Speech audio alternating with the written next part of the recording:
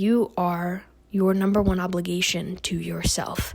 And you got to show up for yourself. And you got to know what's good for you and what's not good for you. And you got to listen hard and respect yourself by doing the things that you know are going to make you feel good, and by not doing the things that you know aren't going to help you or maybe even hurt you. Maybe you're in a bad relationship, a toxic relationship. Maybe you have an overeating issue, or you don't eat the healthiest diet, or you're a smoker, or the point is, we all have a different set of struggles. We all have a different set of things that are easy for us and hard for us.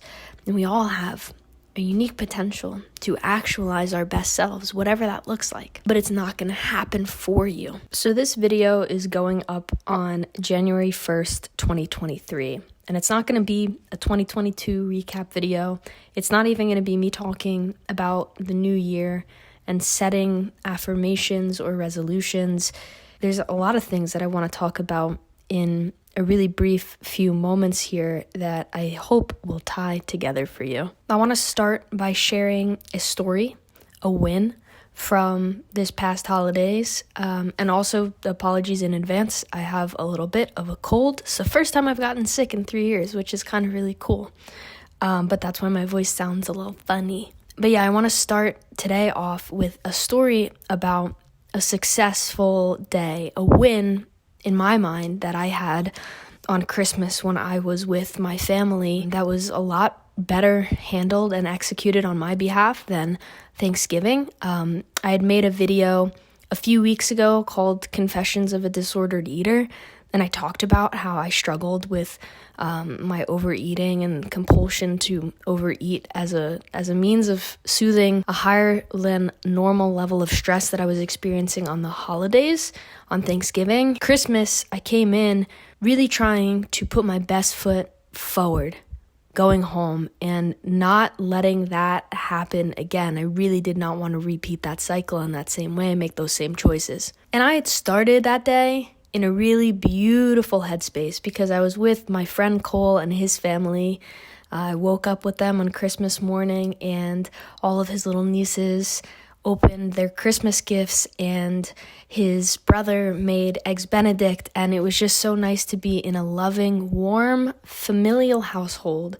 And I felt like my cup had been so just filled to the brim with love and joy, and my soul was so nourished.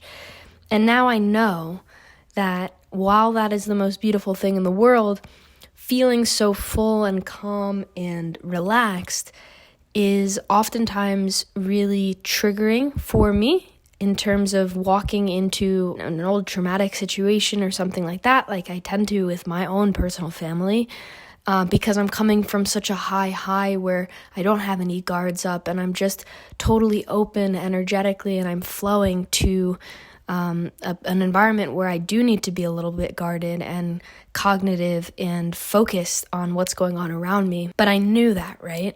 I knew that because I've been through this cycle before. And I promised myself, I made a promise to myself that I was going to try to do whatever I possibly could to not let that same set of events that happened on Thanksgiving repeat themselves on Christmas Day when I was with my family for dinner. And I got home to my parents' house, and immediately I felt all of those anxiety triggers come up.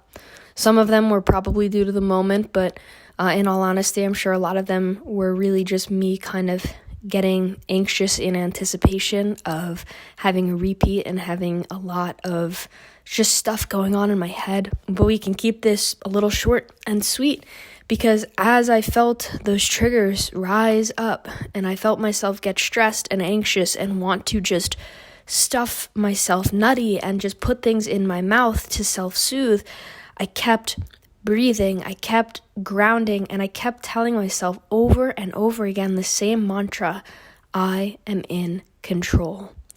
I am in control. Nobody's making me do any of the things that I don't feel like are in alignment with who I am. Sure, there can be trauma and there can be triggers and there can be environments and situations that we are placed in or that we place ourselves in that make it more likely that we are going to struggle. But ultimately, nobody is making any of us do anything but ourselves. We are the subject matter experts of our lived experience. And so if I end up overeating, or I just want to stuff myself nutty because I'm feeling emotionally overwhelmed, at the end of the day, nobody made me do that but me. Nobody inside is stronger than me. The voice in my head that's panicking, the anxious voice, the scared inner child voice, the I don't know what's going on and I don't feel safe here voice, all of those voices live in me. I am not them. I am the person, the being, the entity that's experiencing them. And so they aren't actually making me overeat. There's no robot in my head telling me, you gotta eat an extra piece of the steak and have the rice and eat it in 10 seconds. No, that's me not being in control. That's me shying away from the reality, which is that it is up to me and that I am in control. And I did that. I did that exact thing. I just kept breathing. And when I set out my plate for dinner, I just kept saying, I am in control. I am in control. Whatever outcome I have, I am in control. I am the one in control. And I ate. And then I felt myself getting a little too emotionally overwhelmed, and the need or the urge to have more food, even though I was full, came up, and I pulled myself out of the kitchen. I pulled myself away from my family, who were starting to just get a little noisy and not making me feel super calm and at ease. And I sat in my room, I shut the door, I shut all the lights off, and I just watched YouTube videos, and I held my tummy and I breathed. And I said, I'm not getting up from here until I feel better. And I brought a little Diet Coke, and I brought some water, and I brought a tea, and I said, I will stay here until I feel ready to go. And it took an hour, which was kind of a bummer. It kind of sucks that I have to emotionally regulate myself like a child, that I can't just roll in and out of all of these situations without being triggered. But I'm not going to judge myself for that. We all have a journey. We all have different things that set us off, and all I can do is hold space for that and take the responsibility that I have, that is mine, that is my obligation to serve myself and be good for myself and to try to do my best. And that's exactly what I did. And when everybody was making their way onto dessert, I avoided the compulsive urge to just eat everything. I baggied up one piece of every single chocolate or candy or cookie that my mom had baked, and I brought home a mindful amount that I ended up eating the whole bag anyway. But I knew, bring one piece of everything, because you don't need 10 pounds of candy when you get home. You're not going to be able to control yourself. And I'm learning to let myself accept that that's okay too. The point being, we got through Christmas dinner at my family's house without having an episode that made me feel not proud of myself. And it's because I was in control. And I reminded myself that it was up to me to have the experience that I wanted to have, nobody else.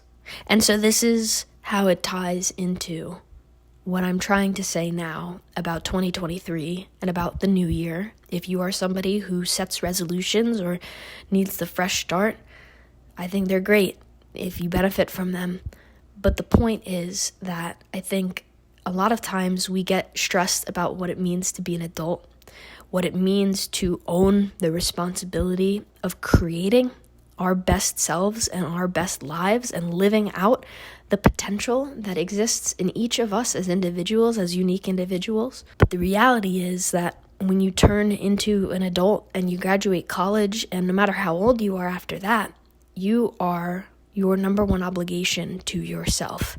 And you got to show up for yourself. And you got to know what's good for you and what's not good for you. And you got to listen hard and respect yourself by doing the things that you know are going to make you feel good, and by not doing the things that you know aren't going to help you or maybe even hurt you. Maybe you're in a bad relationship, a toxic relationship. Maybe you have an overeating issue, or you don't eat the healthiest diet, or you're a smoker, or you're the point is, we all have a different set of struggles.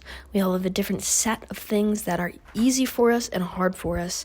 And we all have a unique potential to actualize our best selves, whatever that looks like. But it's not going to happen for you. There's no magic fairy that's going to come off the edge of the shelf and do the work for you. A lot of times we don't even have coaches or guides in life that can, say, hey, I've walked this similar path before you. Here's what I'd recommend. Although those are great people, and I am such an advocate and proponent of you having one, if you can afford one, or you have mentors in life. I think that's so key. But nobody at the end of the day is able to do the work but you.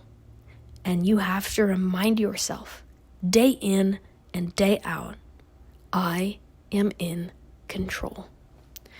And if you remember that, and you hold that real close to your chest, that responsibility real close to your chest, you will, perchance, be the type of person who's more likely to get after what they want or what they've claimed to want for maybe a really long time.